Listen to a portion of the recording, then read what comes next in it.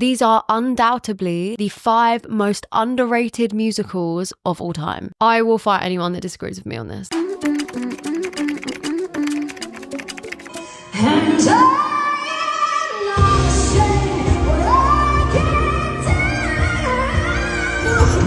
really on the beat above her, putting vocals down as well. Someone let me down, someone help me out. I'm scared if I'm too confident, and I'm a fool.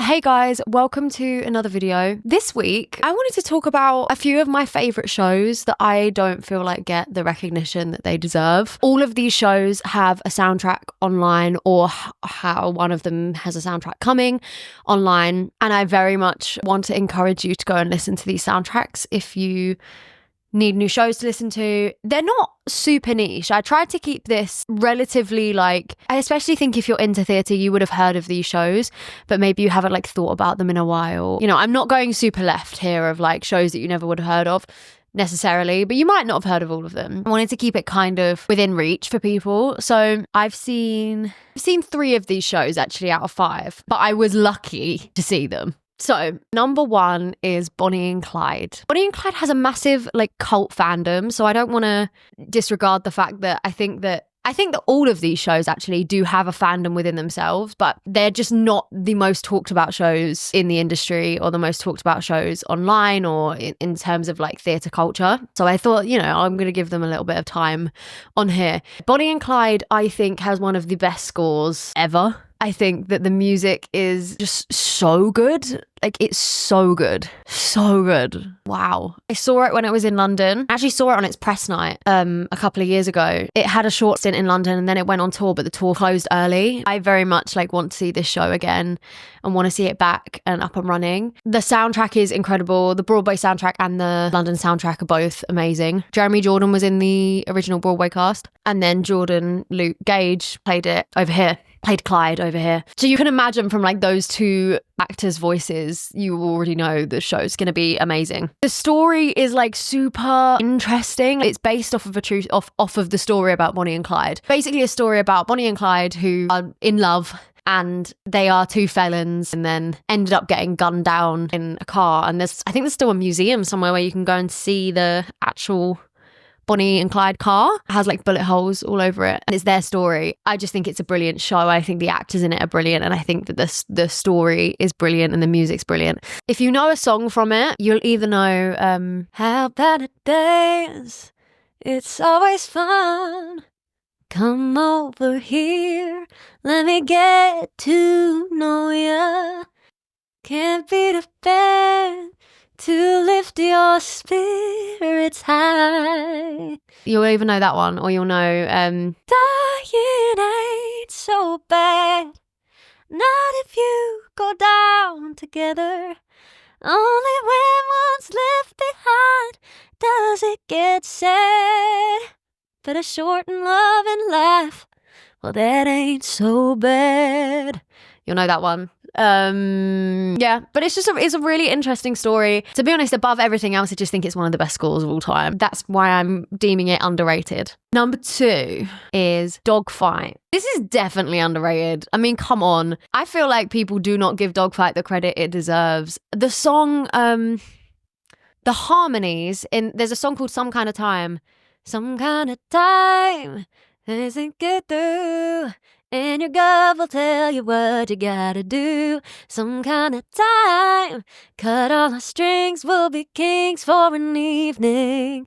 Gonna be having some kind of time. It's so good. The harmonies. Wait, I'm gonna find you it. I've actually never seen this show. I wish I had. Okay, here it is. Some kind of time, take what we own. With a wham bam, thank you ma'am, your boys are grown.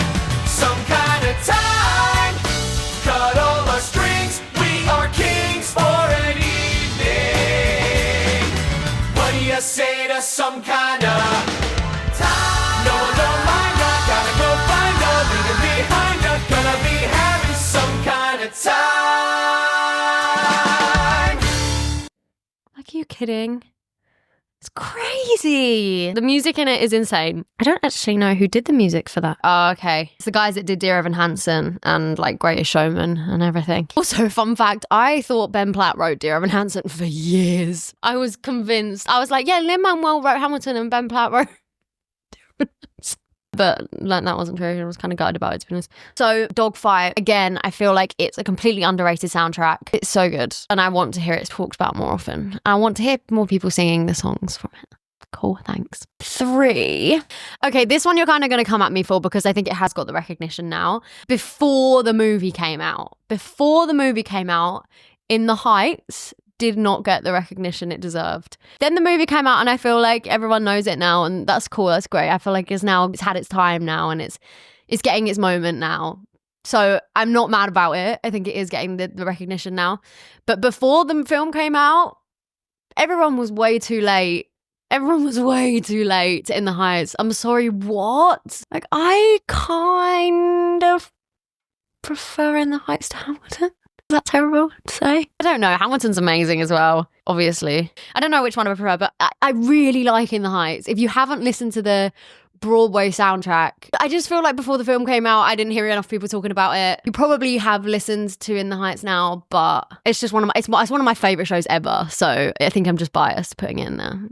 Definitely, again, one of the best soundtracks, one of the best scores out there. The dance and everything involved in it is like just crazy good. But yeah, like I said, I do feel like it's getting its moment now, and I feel like it's probably a bit out of place for me to call it underrated. But I don't know, I still think it's underrated. I still think it's so good that it should be like, I don't understand why it's not running. That's what I mean when I say these shows are underrated. As much as you might have heard of them, I don't understand why In the Heights isn't playing right now in the West End. I don't get it. It's so good, especially when other shows are running. I feel like these shows are better than some of the shows running in London.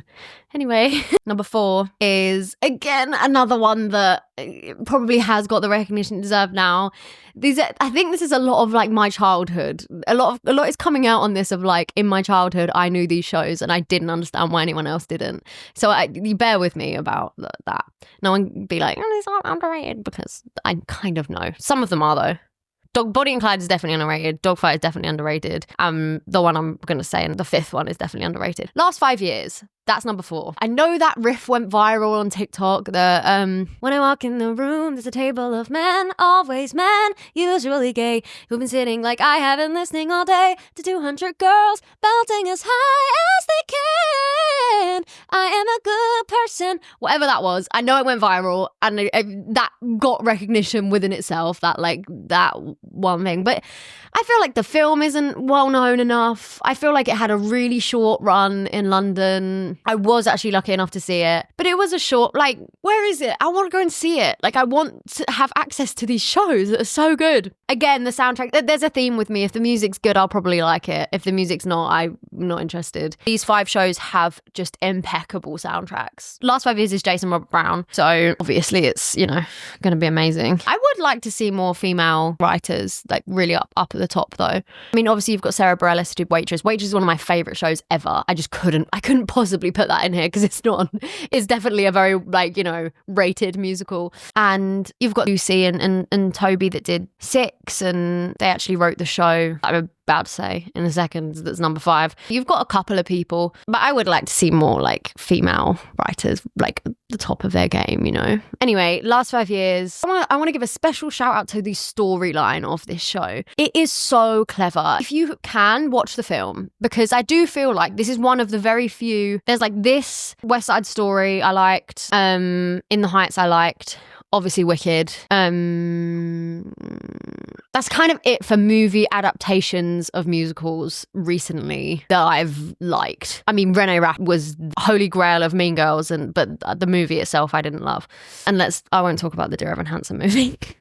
But what was I going to say? The movie for Last 5 Years is really good, and you can really see the trajectory of the story. So how it works is, in the film you've got Jeremy Jordan and Anna Kendrick who play the leads. Jeremy Jordan's character is going forward in time, and Anna Kendrick's character is going back in time, and they meet in the middle in like a moment where they're in the same space. So it's their relationship and actually the downfall of their relationship, but she is starting at the breakup and working back to the beginning, and he is starting at the beginning and working to the breakup. It's really, really clever and really well thought out. I appreciate the story massively in that one, and the music is just undoubtedly amazing. And it's a two-hander. It's just the two of them. I love the simplicity of it, because it's just a really strong concept. You don't need anything else surrounding it. It doesn't need any like glitter or anything. And don't get me wrong, I love a bit of glitter, but like it doesn't need any of that. It's so simple but so effective. So definitely the last 5 years, I wanna hear more people talking about it, and I want to be able to see it again. So could someone bring it back to town? Thanks. Then the last one I'm going to talk about is a new show, and it's called Why Am I So Single? Toby and Lucy, the writers of Six, wrote this one. It's just been on a West End run, but their West End run has closed early, and I honestly don't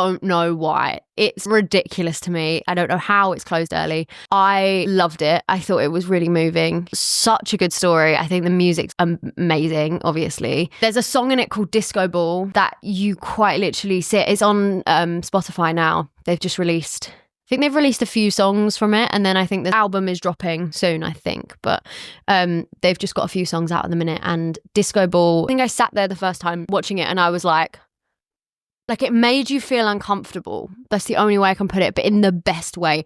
I'm kind of weird. I like when things make me feel uncomfortable. When I'm watching theatre, I like to feel unsettled in that way. Not because I don't have trust in what's happening on stage, but because I have so much trust in it. I'm so engrossed in it that it's making me physically feel something. I was literally sat there like I'm uncomfortable watching this because it's provoking such a deep emotion in me. And I know lots of people felt the same way when they watched it. So I just think the show is hilarious for a start. It's so funny, but so moving. It's based around, I think, Toby and Lucy, right? Like it's based around them writing the show. You're watching them, but they've renamed the character. I'm assuming, I don't think it's been confirmed, but I can only assume that it's them writing the musical and going through their love lives, trying to figure out why they're so single. It's really funny. It's really clever. It's hard to actually describe. I'm actually struggling with this one to describe it a little bit, but it's such a good show, and I'm just gutted that it's just closed in London, because I would literally just keep going to see it. It was definitely underrated in London. So it was underrated, yeah. I feel like everyone I spoke to who saw the show loved it. It was, I don't know. So I think that that's my final underrated show that I would like to be able to purchase tickets for right now, please and thank you. So I would definitely recommend checking out those shows if you are in need of a new musical to listen to. All of them have banging soundtracks. That is one thing you can count on with me, is that if I recommend something to you, the soundtrack will be banging. I know Why Am I So Single, the soundtrack's coming out soon. So I'm hoping that, by the time I post this, it'll be like pretty soon. So all of the others have a soundtrack, or multiple. So go and listen to them. I think this is probably quite a short video. I just wanted to do a little one. I thought it'd be quite fun to talk about some shows that I love. Let me know what other stuff you want to hear. I'm gonna go. So if you can see the red, it's because I got a new piano. I'm not even touching the piano. I got a new piano. It's red. It's an Ord. I've wanted an Ord since I was about 10. I'm very excited about it. So yeah, thanks for watching. Make sure you like and subscribe and comment what else you want to see, and if there's any other shows specifically you want me to talk about, and just what content you want to see, and let me know whether you've seen any of these 5 shows and whether you agree that they're a little bit underrated. Bye.